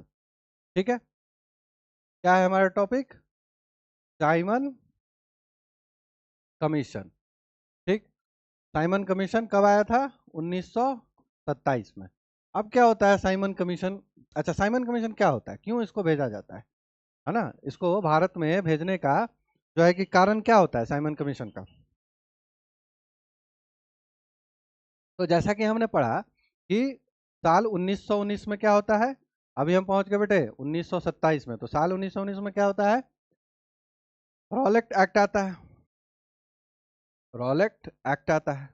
अच्छा, रॉलेक्ट एक्ट में 1915 में जो डिफेंस ऑफ इंडिया एक्ट लाया जाता है, डिफेंस ऑफ इंडिया एक्ट लाया जाता है, राष्ट्रवाद को क्या करने के लिए, दबाने के लिए, उसको उसका जो प्रावधान होता है उसको रॉलेक्ट एक्ट में क्या कर दिया जाता है, परमानेंट कर दिया जाता है।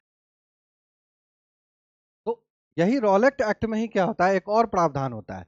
इस प्रावधान में क्या होता है कि आज से 10 सालों के बाद, यानी कि 1919 में क्या हुआ था, रॉलेट एक्ट आया था, तो 1919 से 10 साल, यानी कि 1929 में क्या होगा, इस एक्ट में ये बात लिखी गई थी कि 1929 में क्या होगा बेटे, 1929 में एक कमीशन भेजा जाएगा, एक कमीशन भेजा जाएगा, जिस कमीशन का काम क्या होगा कि भारत में जो भी शासन व्यवस्थाएं चल रही है अब तक, उसका एक तो मूल्यांकन करना, उसका एनालिसिस करना, है ना, और यह देखना कि उसमें क्या क्या सुधार की आवश्यकता है। ठीक है ना, भविष्य में जो कि शासन व्यवस्था लानी है, अंग्रेजों को जो शासन करना है भविष्य में, तो उसमें क्या होना है, क्या क्या हम सुधार कर सकते हैं, है ना, इससे रिलेटेड क्या होता है बेटे, इससे रिलेटेड जो है कि आपको इसमें प्रावधान दिया जाता है ना, तो इसी को लेकर के क्या होता है, लेकिन ये आना था 1929 में। ठीक, क्योंकि अब क्रांतिकारियों का आंदोलन बहुत तेज हो चुका था, जैसा मैंने आप लोग को बताया, चंद्रशेखर आजाद, भगत सिंह, इन सब लोग क्या थे, काफी ज्यादा उनका जो मूवमेंट था, उनकी वजह से अंग्रेज क्या हो गए थे, काफी परेशान थे, डरे हुए थे। तो ये लोग क्या करते हैं, 1927 में ही क्या होता है बेटे, 1927 में ही क्या करते हैं, ये साइमन कमीशन को भेज देते हैं, है ना, 1927 में साइमन कमीशन को ये लोग भेज देते हैं। अब क्या होता है, अब जैसे ही ये बात आती है, तो लोग क्या होते हैं, काफी क्रोधित हो जाते हैं, और कांग्रेस भी कांग्रेस क्या होती है, खुलेआम विरोध पे उतर जाती है। अब खुलेआम विरोध पे उतरने का कारण क्या होता है बेटे, कांग्रेस के खुलेआम विरोध पे उतरने का कारण क्या होता है,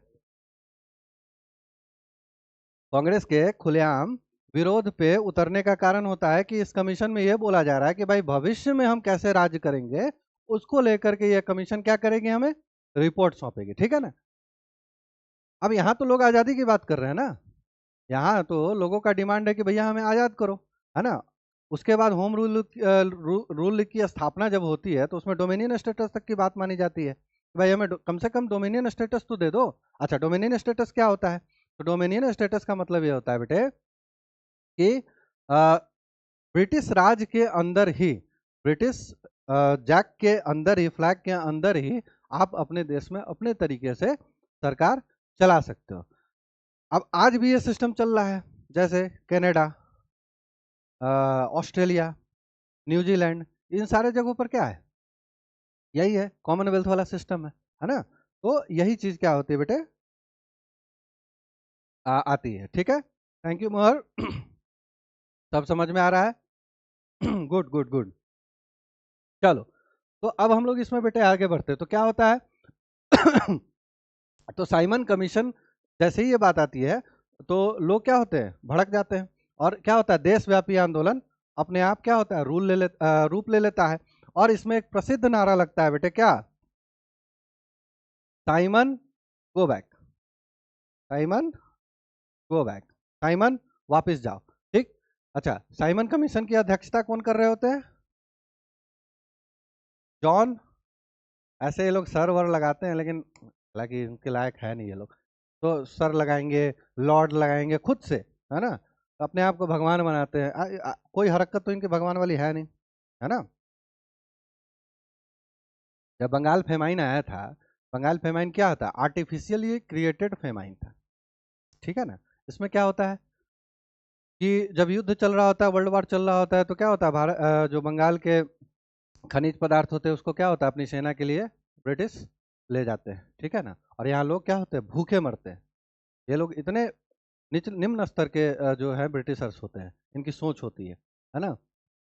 और ये लोग सर, नाइट हुड, पता नहीं क्या क्या लगाते हैं। तो सर जॉन अध्यक्षता, सर जॉन इसके क्या होते हैं, सर जॉन जो है कि इसके साइमन होते हैं।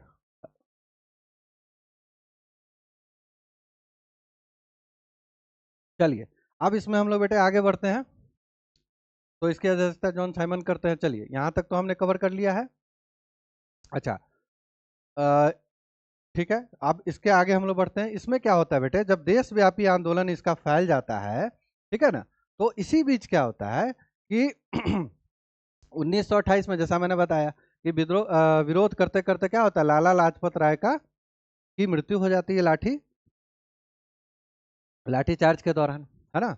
और क्या होता है बेटे, लोग और ज्यादा उग्र हो जाते हैं, आंदोलन क्या होने लग जाता है, लोगों का और ज्यादा उग्र हो जाता है। यहां तक समझ गए।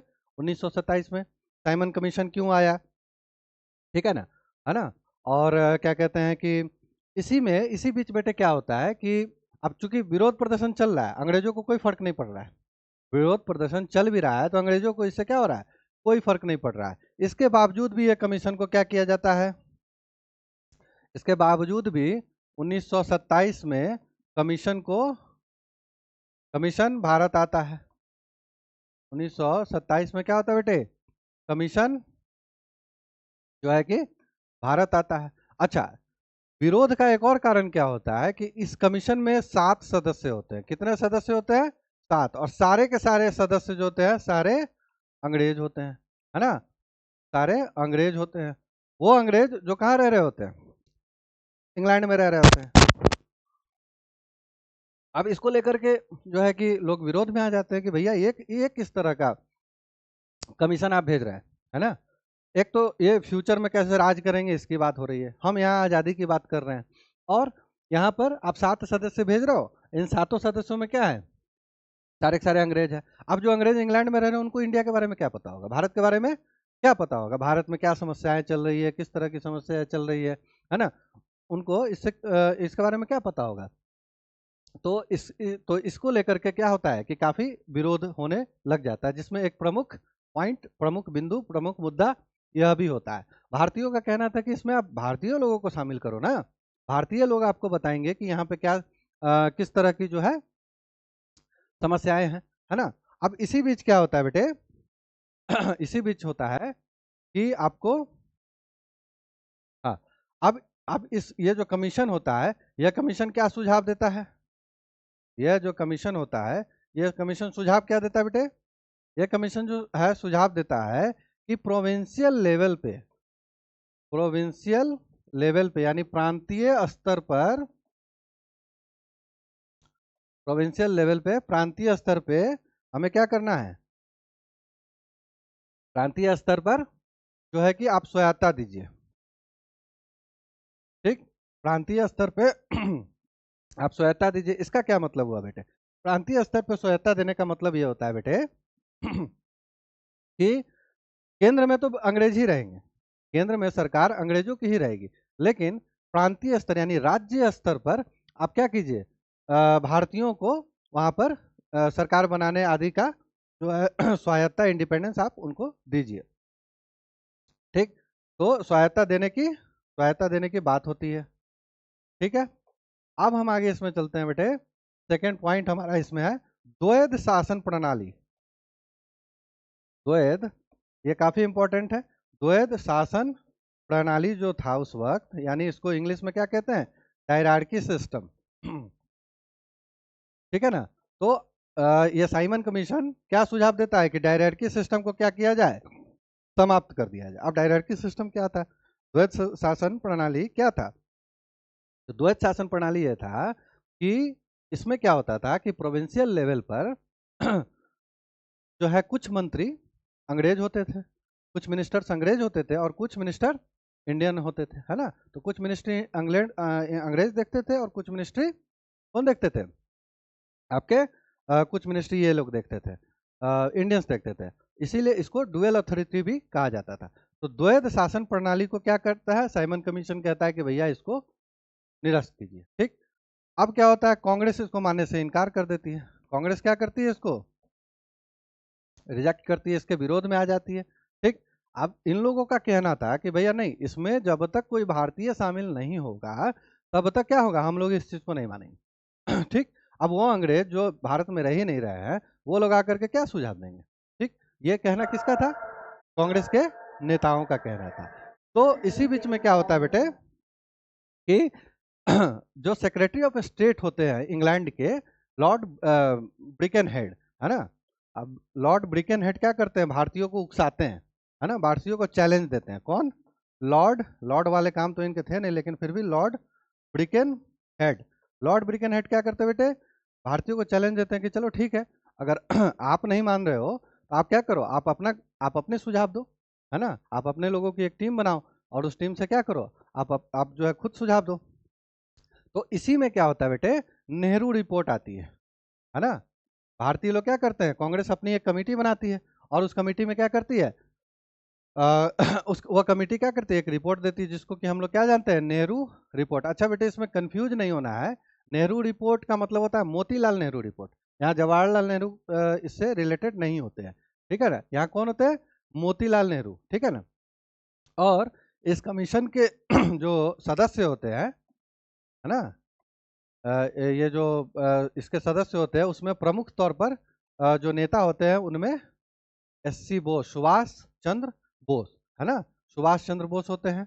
और कौन कौन होते हैं, सुभाष चंद्र बोस के अलावा राजा गोपालचारी वगैरह, ये सब लोग क्या होते हैं, इस कमीशन के मेंबर्स होते हैं, ठीक। अब ये जो कमीशन होता है ये अपनी रिपोर्ट प्रस्तुत करती है, जिसको कि क्या होता है, अंग्रेज डिसएग्री करते हैं। स्वाभाविक सी बात है कि क्या होगा, अंग्रेज इसमें डिसएग्री करेंगे, ठीक है। तो हाँ, तो इसमें क्या होता है बेटे, अंग्रेज इससे डिसएग्री कर जाते हैं।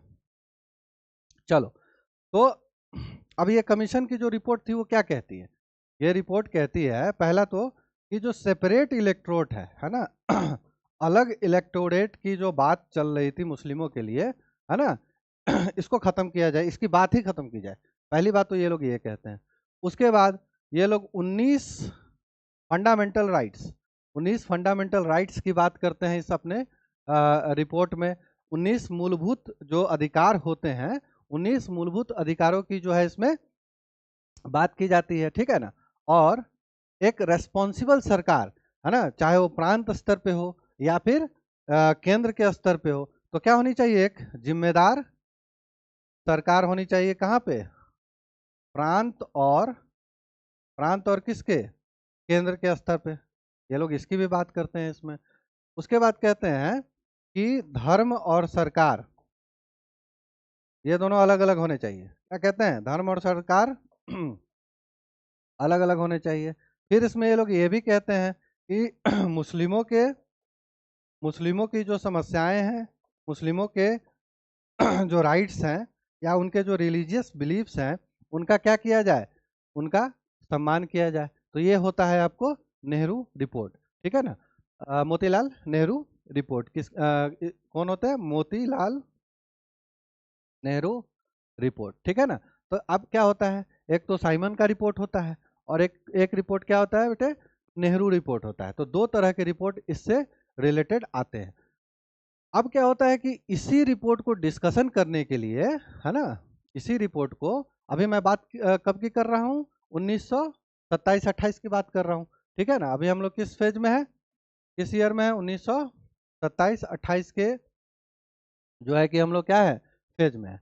अच्छा, अब क्या होता है कि ये दोनों रिपोर्ट के डिस्कशन के लिए, है ना, जो है कि अंग्रेज की जो है भारतीय लोगों को, यानी ये जो नेहरू रिपोर्ट के जो सदस्य, नेहरू कमीशन के जो सदस्य थे, इनको इनवाइट करते हैं। कौन, अंग्रेज लोग इनवाइट करते हैं, किसके लिए, तो राउंड टेबल कॉन्फ्रेंस के लिए, है ना। इसको हिंदी में कहते हैं हम लोग बेटे गोल मेज सम्मेलन के लिए, गोल मेज सम्मेलन के लिए, यानी round round table conference, round table conference, ठीक है ना बेटे, राउंड टेबल कॉन्फ्रेंस। चलो, तो ये जो राउंड टेबल कॉन्फ्रेंस होता है हमारा, है ना, तो इसमें क्या होता है कि एक राउंड टेबल है, उसमें एक साइड कौन है, अंग्रेज बैठे हैं, एक साइड कौन है, जो इंडियंस है वो लोग बैठे हुए हैं। अब ये लोग क्या कर रहे हैं, अंग्रेज और इंडियन, ये लोग क्या कर रहे हैं, अपने अपने जो रिपोर्ट्स हैं उनको लेकर के डिस्कशन करे। इसके लिए अंग्रेज क्या करते हैं,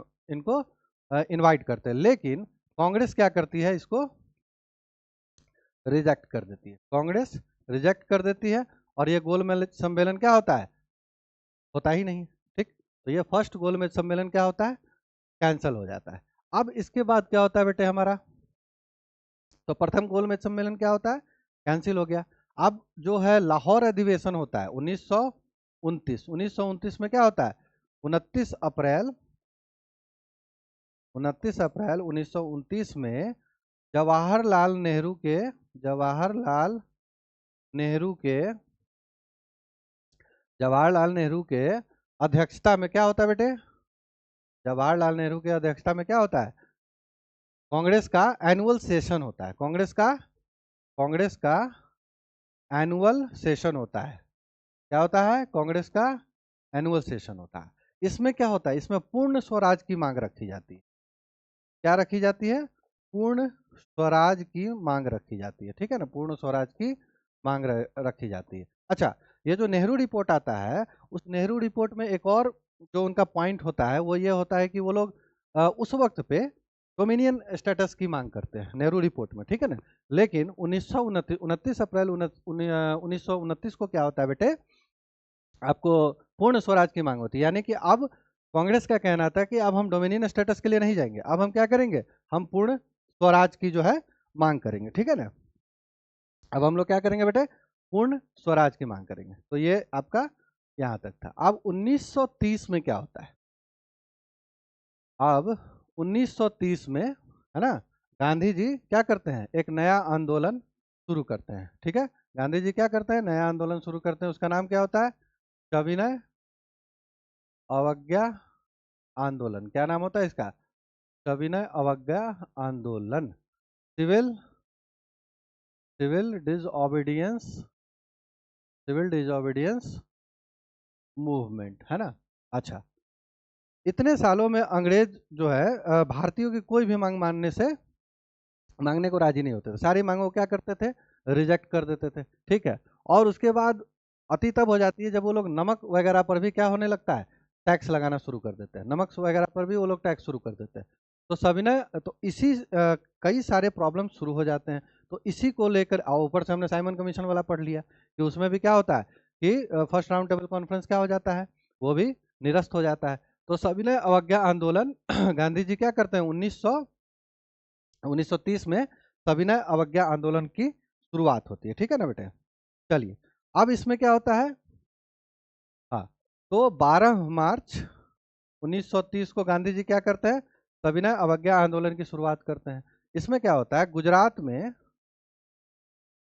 में साबरमती साबरमती आश्रम से ठीक है ना। साबरमती आश्रम से रन ऑफ कच्छ जिसको गुजरात में कहते हैं, वहाँ पे एक दांडी नाम की जगह होती है, ठीक है ना।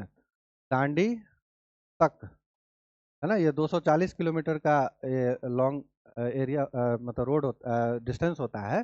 तो यहाँ पे क्या होता है, गांधी जी अपने 78 अनुयायियों यानी शिष्यों के साथ इस आंदोलन में क्या होते हैं, 78 शिष्यों के साथ निकलते हैं, ठीक है ना। कहाँ से, साबरमती आश्रम से दांडी तक 240 किलोमीटर की पद यात्रा करते हैं। क्या करते हैं, 240 किलोमीटर की जो है पद यात्रा गांधी जी करते हैं, ठीक है ना। अब इस पद यात्रा में क्या होता है बेटे कि गांधी जी जब, हाँ, पद यात्रा कर दांडी पहुंचते हैं, दांडी नामक जगह पे पहुंचते हैं, और यहाँ पे क्या करते हैं, नमक बनाना शुरू करते हैं। नमक बनाकर क्या करते हैं बेटे, नमक कानून का उल्लंघन करते हैं, नमक कानून का उल्लंघन उल्लंघन करते हैं, ठीक है ना। अच्छा, नमक, गांधी जी नमक का ही चुनाव क्यों करते हैं, क्योंकि नमक एक ऐसी चीज है जिससे क्या हो, भारत के जो एकदम गरीब से गरीब लोग और अमीर से अमीर लोग सभी क्या है, इसका उपयोग करते हैं। तो इससे क्या होगा और ये बेसिक चीज है ना, ये बेसिक चीज है। इस पर भी अंग्रेज लोग क्या करते हैं बेटे, इस पर भी जो है, जो कि क्या करते हैं कि टैक्स लगाना शुरू कर देते हैं, ठीक है। इस पर भी टैक्स लगाना शुरू कर देते हैं।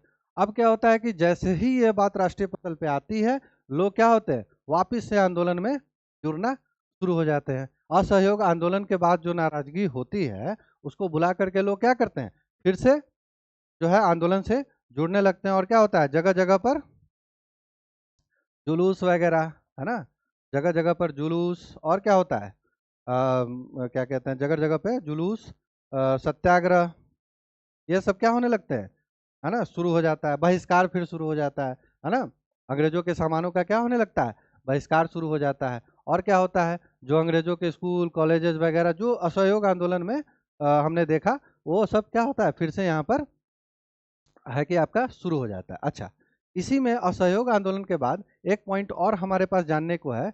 1922 में क्या होता है, गया अधिवेशन होता है। कांग्रेस का जो एनुअल सेशन हर साल होता रहता है, क्योंकि कांग्रेस अध्यक्ष का कार्यकाल कितने दिनों का होता था, कितने साल का होता है, 1 साल का। उसके बाद क्या होता है, अधिवेशन होता है, उसमें फिर नए अध्यक्ष का चुनाव होता है।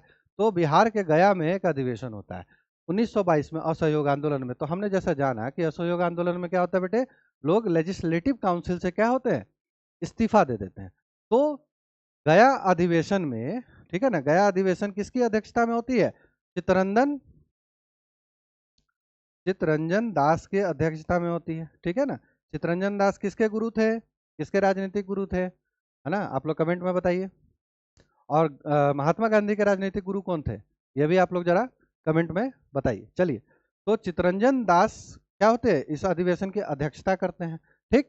अच्छा, इसमें क्या होता है, चित्तरंजन दास, है ना, और मोतीलाल नेहरू जो होते हैं, मोतीलाल नेहरू जो होते हैं, इनका कहना होता है कि हमें वापस से लेजिस्लेटिव काउंसिल को क्या करना चाहिए, ज्वाइन करना चाहिए। और अंग्रेजों के सामने, है ना, उन जो भी समस्याएं हैं उनको एक उग्र रूप से उनके सामने रखना चाहिए। अगर हम उसका बॉयकॉट करेंगे तो फिर अंग्रेजों के सामने क्या होगा, हम अपनी बात तो रख नहीं पाएंगे। और मान के चलिए कि आप बाहर में कितना भी विरोध प्रदर्शन कर रहे हो, उसका प्रभाव अंग्रेजों पे नहीं पड़ रहा है।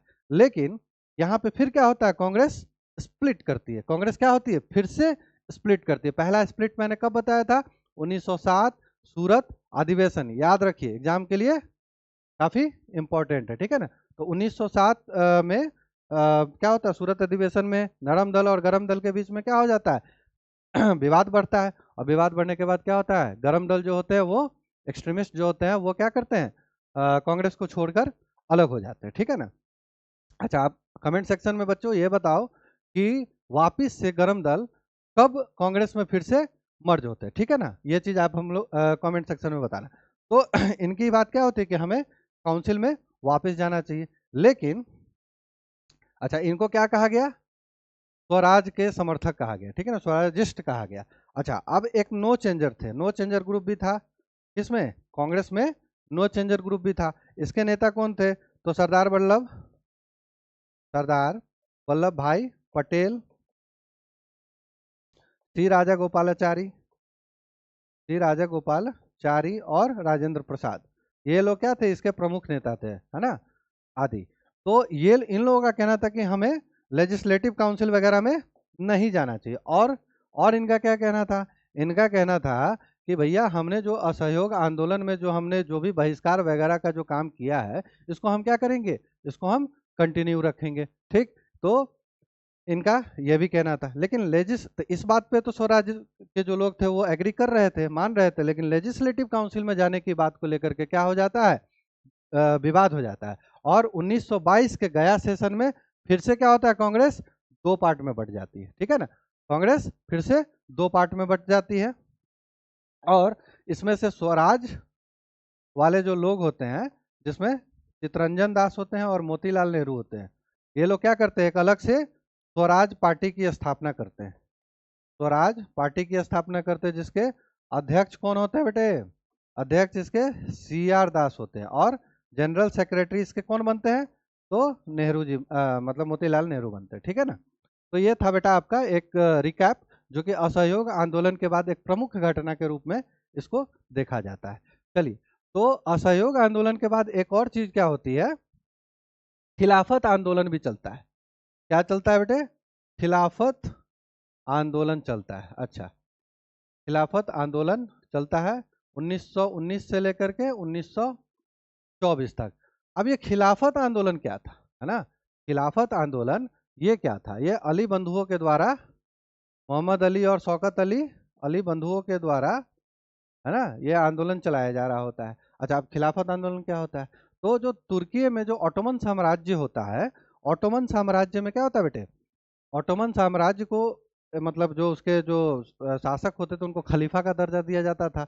और जो इसके जो मुस्लिम्स थे वो उनको काफ़ी एक रेस्पेक्ट की नज़र से, धार्मिक एंगल से काफ़ी रेस्पेक्ट की नज़र से देखते थे। लेकिन प्रथम विश्व युद्ध में क्या होता है, तुर्की किसका साथ देता है? तुर्की जर्मनी का साथ देता है। ठीक है ना, जो कि ब्रिटेन के खिलाफ होता है। और हार के बाद जब प्रथम विश्व युद्ध खत्म होता है, तो तुर्की जो वहाँ जो ऑटोमन साम्राज्य होता है, उस पर अंग्रेज क्या करते हैं, काफ़ी एक उसको क्या कहते हैं, काफ़ी क्रूएल सप्रेशन उसका करते हैं। ठीक है ना, ऑटोमन साम्राज्य का। और इतने बड़े साम्राज्य को क्या करते हैं, विभाजित करके कई अलग अलग हिस्सों में उसको विभाजित कर देते हैं। ठीक, तो इसी के विरोध में भारत में, है ना, इसी के विरोध में भारत में अली बंधु जो होते हैं, ये अली बंधु, है ना, इनका नाम क्या था, मोहम्मद अली, है ना, और शौकत अली, मोहम्मद अली और शौकत अली, ये लोग क्या करते हैं बेटे, ये लोग मूवमेंट चला रहे होते हैं। ठीक, अब गांधी जी सोचते हैं कि भैया अगर हमने इनका सपोर्ट करा, है ना, तो इससे क्या होगा, इससे क्या होगा कि ये लोग हमें असहयोग आंदोलन में, इससे हमें क्या होगा, असहयोग आंदोलन में मुस्लिमों का समर्थन मिलेगा। असहयोग आंदोलन कब से कब तक चला, 1920 से 1922 तक। ठीक है ना। तो ये खिलाफत आंदोलन में जो भी लोग थे, उनका मेन फोकस जो था वो अपने धर्म के आधार पर जो ऑटोमन साम्राज्य को विभाजित किया जा रहा था, उसके अगेंस्ट में विरोध प्रदर्शन करना था। उनका असहयोग आंदोलन में उतना ज़्यादा इंटरेस्ट नहीं था। तो गांधी जी ने इसी में सोचा कि भैया अगर हम इनको सपोर्ट कर देते हैं तो ये लोग क्या होंगे हमारे साथ असहयोग आंदोलन में आ जाएंगे। और मुस्लिमों का जब सपोर्ट मिल जाएगा तो अंग्रेजों के सामने क्या दिखेगी कि यहाँ पे भारत में क्या है, मुस्लिम और हिंदू दोनों एक होकर क्या कर रहे हैं, असहयोग आंदोलन कर रहे हैं। चलिए, तो हम लोग आते हैं 1930, 12 मार्च 1930 को बेटे हमने क्या पढ़ा, सविनय अवज्ञा आंदोलन गांधी जी शुरू करते हैं। सविनय अवज्ञा आंदोलन, सिविल डिसओबीडियंस मूवमेंट को गांधी जी क्या करते हैं बेटे, शुरू करते हैं। ठीक, अच्छा, इसके कारण क्या होते हैं, सविनय अवज्ञा आंदोलन के जो है कि कारण क्या होते हैं? तो साइमन कमीशन आया था, वो मैंने बताया। तो उसमें क्या होता है, भारतीयों की डिमांड्स को पूरी तरीके से रिजेक्ट किया जा रहा था, है ना। भारतीय जो है जो भी मांग रखते थे उसको क्या हो रहा था कि रिजेक्ट कर दिया जाता था। तो मैंने बताया कि इसका, अच्छा, इसका प्रभाव क्या हुआ। इसके प्रभाव में बेटे ये हुआ कि भारत का जो वर्ग, जो असहयोग आंदोलन में जिस तरीके से भारत की आम जनता, है ना, जो एकदम गरीब से गरीब जनता है, वो भी इस आंदोलन में क्या हुआ था, गांधी जी के साथ जुड़े थे। और जो भी नाराजगी असहयोग आंदोलन के वापस लेने से हुई थी। अच्छा, ये कमेंट में बताइए बेटे कि असहयोग आंदोलन जो हुआ था, है ना, उसको वापस क्यों ले लिया गांधी जी ने, ऐसा क्या हुआ कि असहयोग आंदोलन को वापस लेना पड़ा। चलिए, तो इसका जो प्रभाव था, सिविल डिसओबीडियंस मूवमेंट का जो प्रभाव था, असहयोग आंदोलन की तरह ही इसका प्रभाव हुआ। क्या हुआ, अंग्रेजों के सामान का, नौकरियों का, स्कूल कॉलेजेस का क्या होने लगा, बहिष्कार होने लगा। सार्वजनिक तौर पे क्या होने लगा, जुलूस, सत्याग्रह, ये सब पूरे भारतवर्ष में क्या हो गया, शुरू हो गया। ठीक है ना। और गांधी जी तो इसको क्या कर रहे थे, भारतीय स्तर पे, मतलब भारत केंद्रीय स्तर पे इसको लीड कर रहे थे, लेकिन बंगाल में क्या होता है, इसको सुभाष चंद्र बोस लीड कर रहे होते हैं, है ना। मद्रास में कौन लीड कर रहे होते हैं, सी राजा गोपालाचारी, है ना, सी राजा गोपालाचारी। ठीक है, सी राजा गोपालाचारी। तो इसी तरीके से बेटे क्या होते हैं, भारत के अलग अलग हिस्सों में, है ना, अलग अलग नेता क्या कर रहे होते हैं, इस आंदोलन को सपोर्ट कर रहे होते हैं, इस आंदोलन को क्या करते हैं, सपोर्ट कर रहे होते हैं।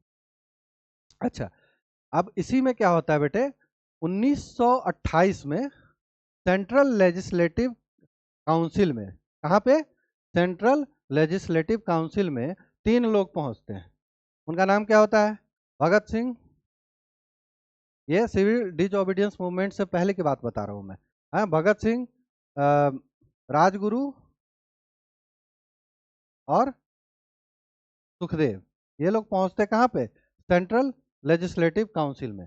अब यहाँ पे पहुंच के ये लोग क्या करते हैं, एक बम फेंकते हैं। कहाँ पे, सेंट्रल लेजिस्लेटिव काउंसिल में। क्यों फेंकते हैं, क्योंकि भगत सिंह का कहना था कि जो ये गुंगी बहरी सरकार है, अंग्रेजों की जो ये गुंगी बहरी सरकार है, इसको जगाने के लिए ऐसा किया गया था। ठीक है ना, इसका मकसद किसी को नुकसान पहुंचाना नहीं था।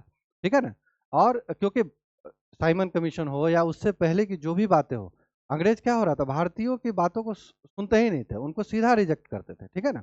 तो इससे क्रोधित होकर के भगत सिंह ने क्या किया था, सेंट्रल लेजिस्लेटिव काउंसिल में क्या किया, बम फेंका, ताकि अंग्रेज अंग्रेज की आंख खुले, है ना, और वो भारतीयों की बात सुनना प्रारंभ करे।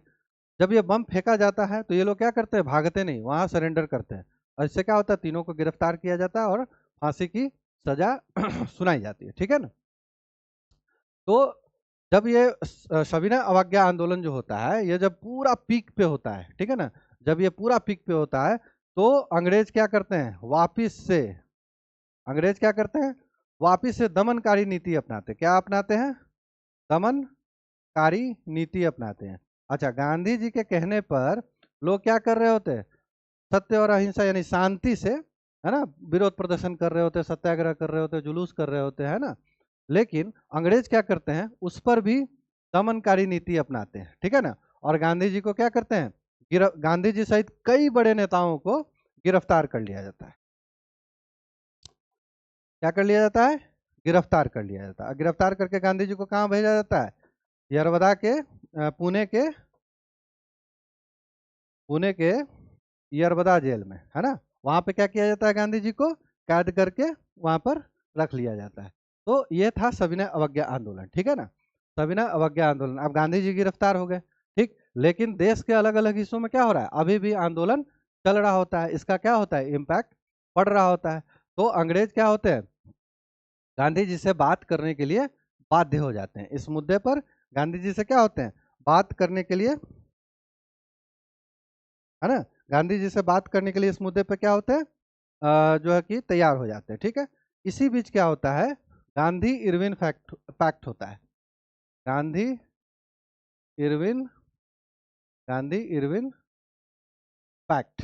अब गांधी इरविन पैक्ट क्या है बेटे, गांधी इरविन पैक्ट में बेटे क्या होता है कि अंग्रेज गांधी जी के सामने शर्त रखते हैं, है ना, कि आप यह आंदोलन को क्या कीजिए, आप इस आंदोलन को वापस लीजिए, है ना, और इसके बदले में हम क्या करेंगे, इसके बदले में हम लोग क्या करेंगे, राजनैतिक जो कैदी थे, यानी कि जो ये सविनय अवज्ञा आंदोलन के समय में गिरफ्तार किए गए थे, उन लोगों को हम छोड़ देंगे। ठीक है। तो इस पैक्ट में क्या होता है कि जो राजनैतिक कैदी होते हैं, इनको रिहा रिहा करने की बात अंग्रेज करते हैं। और इसके बदले गांधी क्या कहते हैं, गांधी बोलते हैं कि चलिए हम आंदोलन को आंदोलन को क्या करेंगे, हम आंदोलन को हम वापस ले लेंगे। ठीक है। तो फिर से एक बार क्या किया जाता है, आंदोलन, है ना, फिर से एक बार क्या होता है, आंदोलन जो है कि वापस हो जाता है। ठीक है ना। हाँ, तो फिर से क्या होता है बेटे, आंदोलन वापिस हो जाता है। चलिए, अब इसमें क्या होता है, तो हाँ, तो गांधी इरविन पैक्ट हमने देख लिया। अच्छा, इसी बीच में क्या होता है 1932 में, है ना, ये भी ये आंदोलन भी लगभग 2 सालों के आसपास चलता है ना, और फिर से क्या होता है, इसको वापस ले लिया जाता है। तो हाँ, तो 1932 में, अच्छा, इसी से क्या होता है, यहीं से सुभाष चंद्र बोस, है ना, सुभाष चंद्र बोस और गांधी जी के बीच में, है ना, मतभेद की शुरुआत हो जाती है। क्यों? क्योंकि सुभाष चंद्र बोस आंदोलन को वापस लेने के पक्ष में नहीं थे, ठीक है ना, और भारत के कई लोग, जो लोग इस आंदोलन से जुड़े थे, वो भी इस पक्ष में नहीं थे, है ना, वो भी इस बात से क्रोधित थे गांधी जी से कि भाई बार बार आप वापस ले लेते हैं आंदोलन। दूसरी चीज, सुभाष चंद्र बोस के जो विरोध का कारण था, वो दूसरी चीज विरोध का कारण क्या था बेटे, कि भगत सिंह और ये जो सुखदेव और राजगुरु थे, उनकी जो सजा माफी थी, है ना, उसको लेकर के गांधी जी ने अंग्रेजों से क्या हुआ, किसी भी तरह की मांग नहीं की, है ना। इसको लेकर भी जो है क्या है, सुभाष चंद्र बोस और काफी सारे लोग गांधी जी से क्या होते हैं, नाराज होते हैं। और गांधी जी फिर अपना वही पॉइंट देते हैं कि मैं तो सत्य और अहिंसा की बात करता हूँ, इन लोगों ने तो बम फेंका, यानी वो हिंसा हुआ, है ना। तो इसी बीच क्या होता है, 1920 में पूना समझौता होता है। कौन समझौता, क्या होता है, पूना पूना समझौता कब होता है, 1932 में। अब पूना समझौता में क्या होता है, देखिए, हमने ये पढ़ा कि 1905 में बंगाल विभाजन की बात होती है ना, और उसमें सेपरेट इलेक्टोरेट की भी बात की जाती है। किसके लिए, मुस्लिमों के लिए।